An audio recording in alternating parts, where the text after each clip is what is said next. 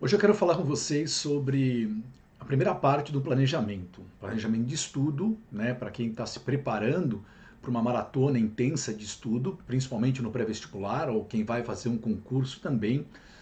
E existe todo um roteiro que deve ser personalizado, é um roteiro que você pode usar para você, desde que você vá usando esse roteiro para construir, né, o seu projeto de estudo, o seu planejamento, a sua organização. Não dá para ir atrás de plano pronto. Você até pode olhar o que um colega fez, o que uma outra pessoa fez, eventualmente um ou outro aspecto te chame a atenção, né, coisas que você nunca ouviu falar e possa usar no seu planejamento. Não adianta comprar um planner pronto, não adianta comprar o planejamento daquele seu colega que passou no concurso, que passou no vestibular concorrido. Né? Você é outra pessoa, tá? Então, nós vamos começar aqui, eu vou mostrar para vocês algumas ferramentas que eu utilizo para fazer esse planejamento de quem vai para essa maratona, né? De quem está se organizando, né? E vai fazer um concurso importante num determinado momento. Você sabe qual é o momento, né? Se é um vestibular, normalmente no final do ano, mas determinados vestibulares são aplicados em julho ou em junho, né? Podem variar dependendo da faculdade, dependendo da universidade, apesar de nós sabermos que para a maioria, né, lá no final do ano. E para quem faz concurso público, e aí varia muito, né? Pode ser em qualquer momento do ano, mas é claro, nós sempre sabemos com antecedência quando faremos a prova, né? Então nós estamos agora no início do nosso planejamento, é assim que nós temos que pensar, né? Nós sabemos qual é a data final, né? E nós vamos nos planejar, né, para fazer a melhor prova possível, tá? Então veja, o primeiro passo importante num processo de planejamento, para você que é estudante, ou para você que é professor, para você que é coach, para você que é mentor e contribui, acompanha um jovem, acompanha alguém que estuda e vai fazer a prova, o primeiro passo é trabalhar com aquilo que eu chamo de o eu estudante, né? E na verdade, o eu estudante nada mais é do que um processo de autoconhecimento. Esse processo ele pode ser longo, longo significa demorar uma sessão inteira, 40 minutos, 50 minutos, uma hora, né? Ou ele pode ser mais curto, depende muito da dinâmica que se estabelece entre você, que é o mentor, que é um professor, e o seu aluno ou o seu cliente. Então, estou compartilhando aqui a minha tela e eu uso essa ferramenta. Essa ferramenta, o que é? Uma folha de papel, né? Já comentei com vocês que hoje eu coloco isso aqui no PowerPoint, compartilho a minha tela, né, com o meu aluno, com o meu cliente, ele vai falando e eu vou escrevendo, né, e depois eu salvo e mando para ele, inclusive. Tá?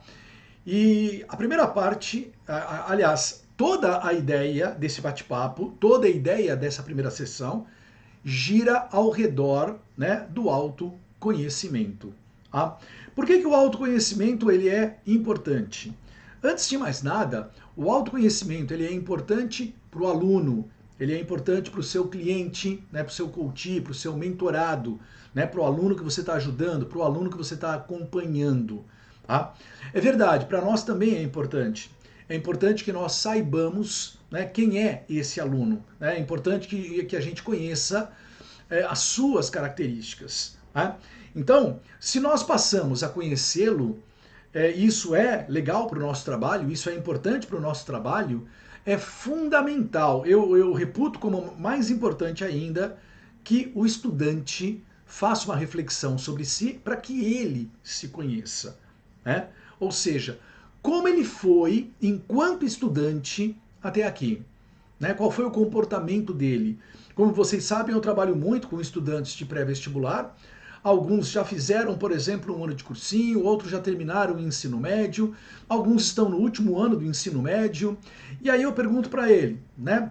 Como você foi enquanto estudante? O que você fez, né, no seu último ano, nos seus últimos anos no ensino médio?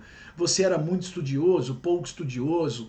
Estudava só para passar? O que na verdade é o que a maior parte faz, isso é o normal, né? Estudava só em época de prova. Às vezes eu falo em tom de brincadeira, dei uma coladinha.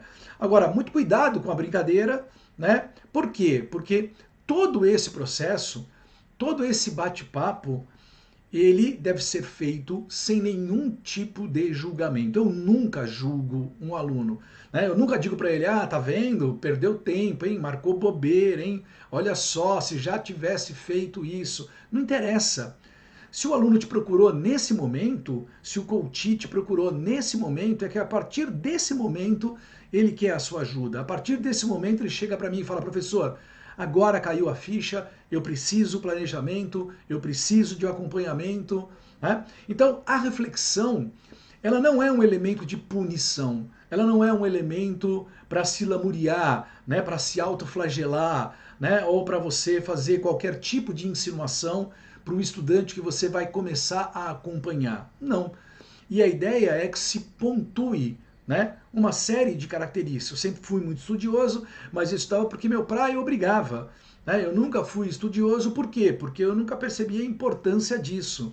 E por que tem importância para você agora? Bom, porque agora eu tenho um grande objetivo e para atingir esse objetivo eu tenho que concorrer com outros candidatos, tenho que passar numa certa prova. Então, flui a partir daí uma conversa, né? Flui uma troca. E veja, quando eu falo que flui uma conversa, é importante a gente ter claro do valor da fala do aluno, da aluna, né, que veio te procurar.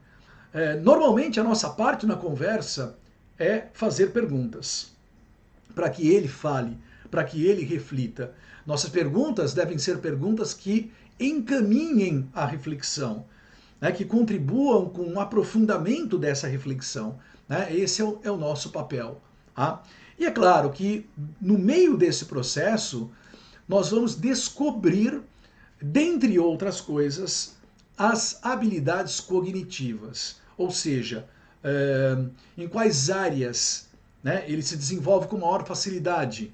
Né? Traduzindo aqui para o universo do ensino médio, é muito comum você ouvir de alguns alunos que eles têm maior facilidade nas humanas, ou ao contrário, têm maior facilidade nas ciências exatas, né? E consequentemente, você passa a saber onde estão os seus maiores desafios. Tá?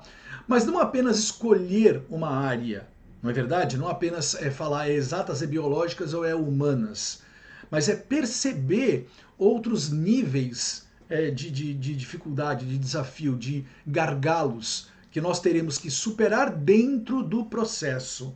A superação ela não é feita do dia para a noite. Tá?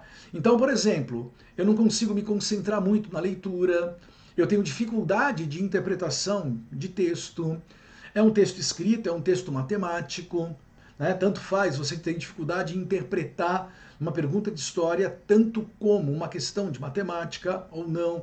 Então você consegue fazer outras descobertas em termos de leitura, né? Ou seja, em termos de potenciais.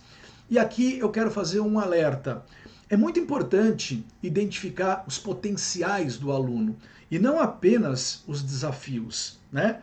Não apenas aonde estão os problemas, tá certo?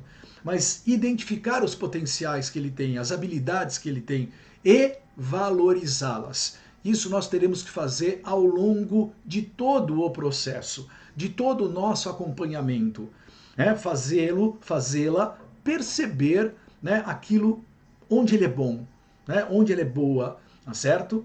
E fazê-lo valorizar isso. As pessoas, de uma forma geral, os estudantes, adolescentes em particular, têm essa dificuldade de reconhecer aquilo que é bom, né, de reconhecer o que faz bem, de bater no peito, né, ter orgulho, dizer eu sou bom nisso. Tá? E é importante que ele reconheça isso, tá certo? É mais importante esse processo de reconhecimento do que você elogiá-lo. Aliás, eu vou falar num outro vídeo sobre elogio. Tá? Mas o elogio, aparentemente, na verdade, o elogio não é concretamente uma coisa boa, uma coisa positiva. Não que você deva fazer o inverso, que é criticá-lo. Aliás, a gente tem essa ideia, né, de que a crítica é o inverso do elogio. Né? A crítica ela tem um aspecto negativo, o elogio tem um aspecto positivo. E dos dois lados há um erro. Né? A crítica ela não é negativa, né? E é claro, depende muito de como você a faz, do tom em que ela é feita, mas a crítica por si só, ela não tem um caráter negativo. E o elogio, ele não é algo positivo. Mas vamos, como eu falei, deixar para depois, tá certo?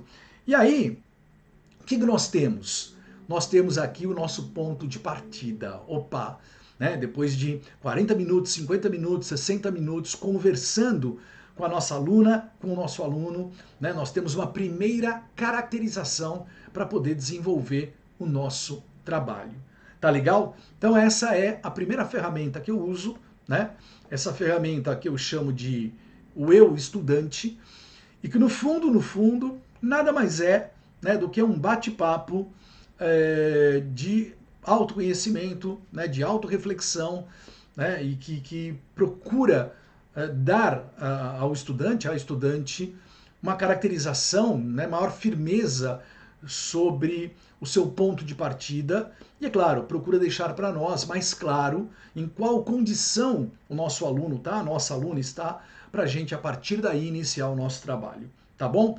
Então, vou ficando por aqui. No próximo vídeo, eu vou dar uma continuidade a esse processo aqui das ferramentas. Tá legal? É isso aí. Vamos em frente.